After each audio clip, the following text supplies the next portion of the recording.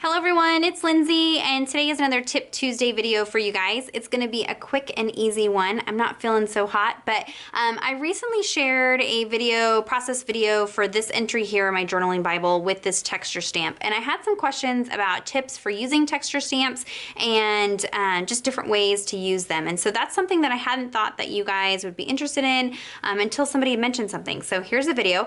If there's something like that where maybe I'm just assuming that you know how to use it and you don't be afraid to leave a comment down below and request me to do certain Tip Tuesday videos on things because there's probably somebody else out there that doesn't know how to do whatever it is that you're asking about. So today is about texture stamps. So this example with this diamond texture in the background, and you can see this stamp is a very solid, good impression stamp, and I was able to get this really fun kind of vintage roughened texture in the background. So I'm going to show you how I do that. This is my 100 Days of Bible Promises book. And this is a good example of texture stamping and layering texture stamping and kind of creating textures in the background. And so for me, texture stamps are something that I don't want to be the standout focal point. I want them to be the background and to be kind of behind everything else that I am doing.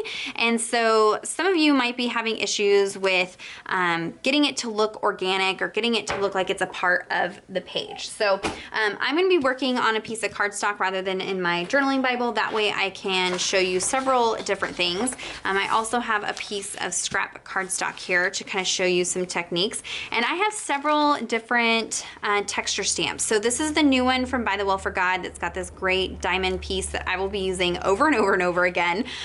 This one here is from By the Will for God. It's no longer available. This is more like art marks. And so I would use these a little bit differently, but I'll show you some different ways to use that. I love this one from Tim Holtz. It has this great honeycomb texture, this dot texture, and this grid texture. This one here I got from Michael's and maybe as a Heidi swap. I don't know. I've lost the packaging. I don't have the packaging for it. But it's got these fun words, and words and things can be really great background textures. And then this, of course, is the Elements stamp set from Illustrated Faith. This is well loved, favorite of mine, and this is more art marks. And so I'll kind of show you the different ways I do that. So let me show you the roughened diamond texture. And so this looks like a fairly small stamp, but by stamping it multiple times, you can kind of build up a texture. So I am going to use a stamp block, but I'm also going to show you how to do this without a stamp block. And the key to getting a rough texture is you want to ink it up, but don't worry about inking it up perfectly. It's okay if there are some bare areas. And then I actually like to stamp it off on a scrap piece of paper first before bringing it to my Bible page. And then I'm going to stamp it several times because I want it to be worn and imperfect and kind of give that rough texture. And when I am placing textures or art marks, anything like that in my margin of my Bible page or whatever I'm working on, I usually like to work in something that's called a visual triangle. And that's something you may have heard several times from other YouTubers. And so basically you're working in chunks that draw your eye. So I've got a chunk at the top, a chunk to the side, and a chunk to the bottom. And that is kind of how I position my background pieces.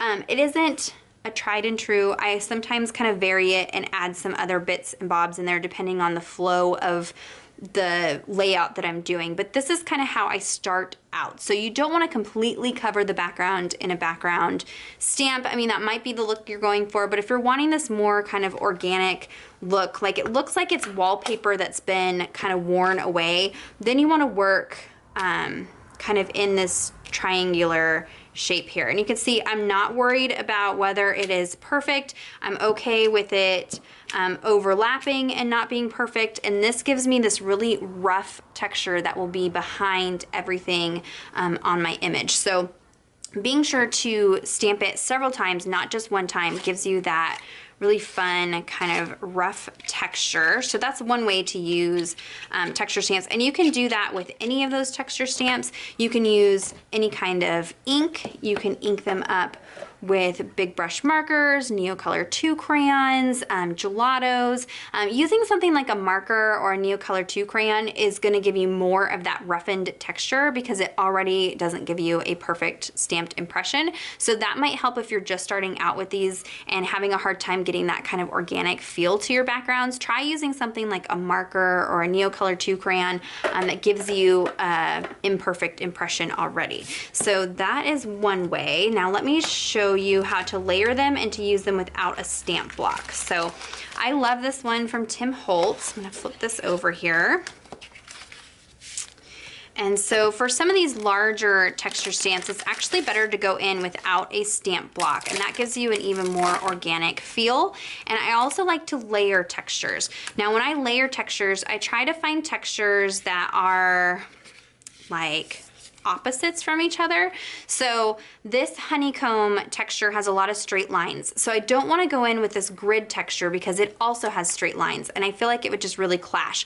I'm going to go in with this circular dot one because it's going to stand out from this honeycomb texture. Or I would go in, you know, with something circular or, you know, circles against straight. Try to be opposites, and that just kind of makes them layer a little better. But explore, create, play, experiment. You might find something that works even better for you. So I'm going to stamp with some gray ink for my bottom layer, and I am not going to load this on a stamp block. So this is a clear stamp, but instead of attaching it to a block, I'm going to just use my fingers and I'm just going to ink it up. Not perfect. I'm just going to kind of dip it in my ink and then stamp my page. And again, I'm gonna stamp it off several times to get that ghost stamping texture. And then I can even go back in and kind of pick up some more ink and kind of layer that up if I want and build up that texture. And you can see because I'm not using a stamp block, it's even easier to get that really organic feel to the texture, and I don't have to worry about accidentally getting like a perfect impression. I want it to look like it's been worn away. Now if I go in with my circle stamp, I'm going to go in with this Tattered Rose color. So I want a color that's going to be, you know, very different from this gray color so it stands out. But again, we're wanting soft muted colors in the background of your page. So I'm not going to use a stamp block. I'm just going to kind of hold it and dip it into the ink. This can get, you know, a little messy, so it's like mixed media. You got to be prepared to get messy. And then I'm just going in and kind of layering it over the top of that honeycomb texture. Being really loose, really rough, but again, working, this time I worked in 4s, but it kind of bounces your eye back and forth across the margin. So there's a look at that texture. That's one of my favorite combinations, is the dots with the honeycomb. Now if I'm going in with one of these other sets that's more like art marks like these you can kind of use either way. So these crosses, I am going to load this up on a block. So the crosses you can go in with kind of a more muted color. Let me go in with the gray and treat it like a background, so I can stamp, you know, off several times and create little clusters with those, and by clustering it together create that kind of patchy texture. Or I can go in with a really strong color and let these kind of be a more defined art mark. So let's say I already have this texture in my margin and then I want to come back in with really bright, intense, vibrant art marks. Then you can do that with these smaller stamps like these ones from Illustrated Faith, and those just kind of stand out and pop out more. So you can see the difference between these that are kind of more of a statement piece versus using it as a texture.